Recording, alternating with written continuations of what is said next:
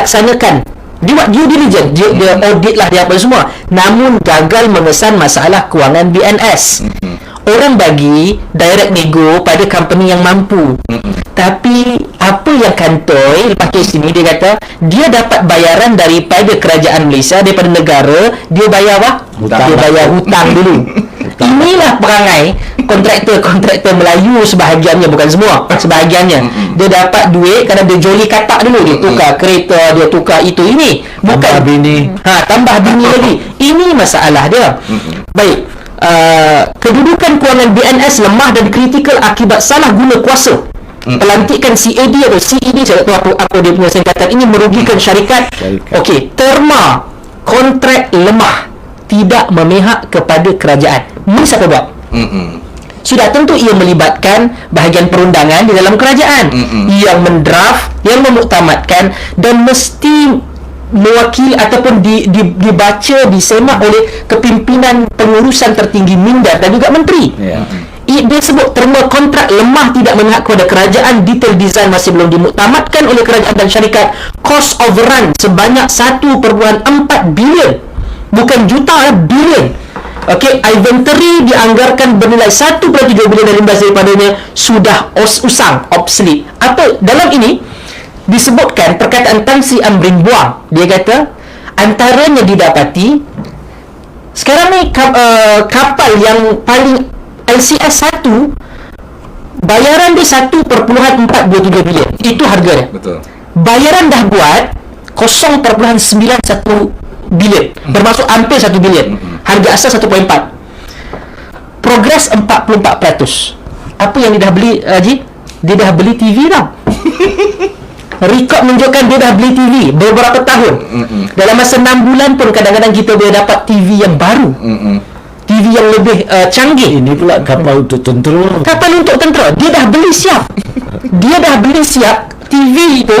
Okey, mungkinlah wallahu a'lam bila nak bagi projek awal pada Zafar ke apa. Dia dah beli siap. Kapal ni baru 44%, tak sampai 50. Okey. Silat Smart TV ke? Smart TV. Tak tahu dia punya ni. Dan saya ada 2 poin yang saya ingin tekankan kat sini, sebutkan, semua boleh baca. Antaranya adalah dia dah tahu, dah jelas atas paper, dia dah lewat. Semua daripada kita tahu, kalau ada satu kontrak, dia perlu habiskan, selesaikan pada satu tahap. Kalau dia lewat, setiap sehari tu dia kena bayar denda. Dia kena bayar denda. Dan kelewatan penyerahan LCS 1, dia ada 6, yang satu tu dah lewat sebanyak 245 hari. Okey, dia lewat 245 hari dari tarikh sepatutnya diserahkan. Jumlah denda lewat itu 116 juta. Dia kena bayar pada kerajaan. Sebab kau janji macam ni, kau lewat, kau kena bayar. Okey, tapi hanya dikeluarkan surat ingatan saja. Tak ada urusan perundangan ni.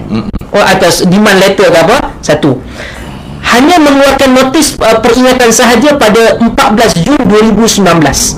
Pada 23 Oktober 2020 dia kata okey, awak tak payah bayar, nanti kita potong sahaja daripada bayaran baki itu tu. Bayangkan, dahlah ia berkaitan dengan benda yang penting macam itu saja, dan dia bayar lebih 21.1%.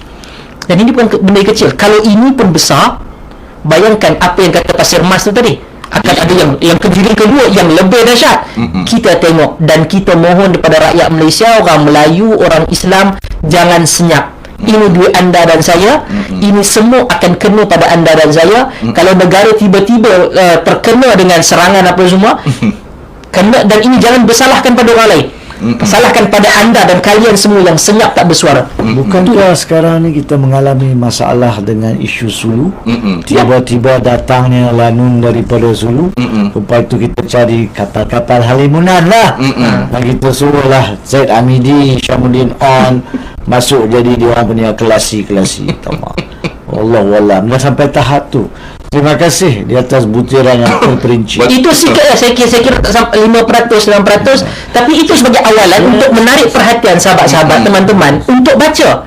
Baca ini adalah kaedahnya untuk dapat maklumat, supaya tidak kena tipu dengan Najib, tak kena tipu dengan Syamuddin, tak kena tipu dengan Zaid, tak kena tipu dengan Saitro UMNO. Sekarang ini penerangan UMNO dia dah makin, dia gunakan budak-budak muda. Ingat, rakyat bukan makin bodoh.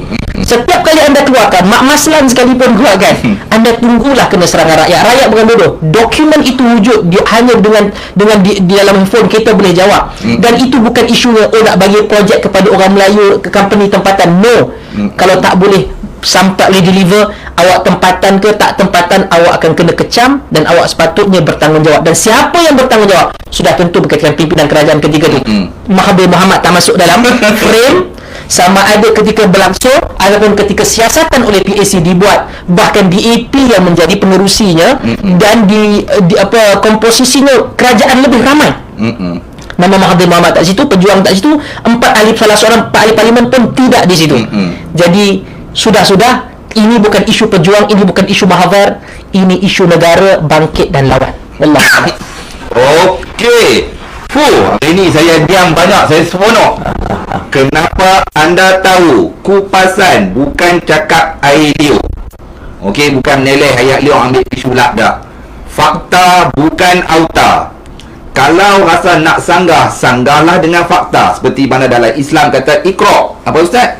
Bacalah. Bagi penerangan sikit Ustaz. Tadi Ustaz disebut suruh baca. Okey, penerangan sikit tentang Iqra itu sendiri. Pertama, ayat yang pertama turun kepada Nabi kita Muhammad SAW adalah berkaitan dengan baca. Berkaitan dengan ilmu Iqra bismi rabbikal ladzi khalaq. Dan Allah Ta'ala sebutkan tentang Allah dengan nama Tuhanmu yang menciptakan. Dan inilah bangsa ini perlu rajin membaca. Jangan malas membaca. Saya tahu kerana saya pensyarah. Tak jantung kadang-kadang malas. Dia nak supaya kita berikan penjelasan. Boleh, kita memang kerja kita memberikan penjelasan. Tetapi sebagai kita nak pergi lebih jauh, nak lebih cerdik, kena membaca. Kenapa saya kata perlu membaca? Kerana bila datang saya kata pergi kat kitab sekian-sekian, anda boleh baca. Sebab bila kita buka buku, kita akan jumpa benda yang kita mahu cari dan benda yang kita tak mahu cari. Jadi ilmu itu bertambah. Tapi kalau kita bagi tahu saja, yang mengulang benda itu adalah saya 10 kali, 20 kali, Haji ulang 10, 20 kali, yang cerdik adalah kita. Anda hanya akan dapat maklumat itu saja. Bukan tak bagus, tapi anda tak berkembang. Tapi dan kita nak pergi maju ni, kita nak kata cerdik dan pandai ni, semua orang perlu lebih pandai. Dan kerja kami adalah memandaikan bangsa, memandaikan umat ini. Bukan kalau tak pandai untuk memberikan pandangan, kadang-kadang bukan dia tak boleh untuk argue balik, sebab dia tak tahu apa yang dia nak argue. Okey, dia tak ada maklumat langsung. Okey, jadi itu yang menyebabkan anda, saya, kita semua perlu rajin membaca. Kalau salah, kita katakan salah. Banyak benda yang saya salah. Betul. Haji tegur, ataupun saya memberikan maklumat, Haji mengatakan maklumat baru untuk dia. Ini benda yang biasa. Itulah kehidupan dia, itulah prosesnya. Jangan malas. Dan sebab itulah kalau kata kita stop membaca, kita akan habis dan bangsa ini akan gagal. Dan kita pun hampir satu tahap, jawatan perangkaan menunjukkan bahawa purata membaca rakyat Malaysia adalah satu helai kertas, satu dua muka. Adapun negara maju adalah satu novel tebal. Yang ini ialah ada orang, apabila purata itu dibahagikan kepada rakyat, termasuk makin banyak membaca, makin banyak untuk kita ketahui. Dan inilah asas dia. Boleh jadi kita betul dan boleh kita jadi salah, tapi yang pasti baca. Jangan malas membaca. Dan inilah antaranya, kalau saya salah, saya boleh berdepan dengan siapa saja dalam isu perjuangan, dalam isu gerakan tanah air, dalam isu apa semua. Kita berdepan sebab akhir sekali kita nakkan negara ini selamat daripada penyangak, pencuri dan penyamuk. Allah. Okey Haji. Ya, saya Pas baton terakhir untuk Haji. Buat rangkuman. Cukup puas hari ini. Saya cukup puas. Alhamdulillah. Teruskan Haji. Baik, itulah pentingnya bila diadakan perbincangan ilmiah. Walaupun santai begini kan. Walaupun santai, tapi berpaksikan kepada kejujuran dan keikhlasan. Cakap pasal Iqra ni, saya rasa saya memang selama ini pun suka mengamalkan konsep meminta pembantu-pembantu undang-undang saya pun merujuk kepada ayat Al-Quran. Sebab itu yang pertama diturunkan, Iqra, bacalah. Ini baca tu 3 kali kan disebut. Malaikat Jibril kata bacalah. Iqra. Bacalah, Iqra. Iqra 3 kali. Jadi kalau baca tu dipentingkan sampai tahap tu, macam mana kita ni nak dengar apa orang cakap saja?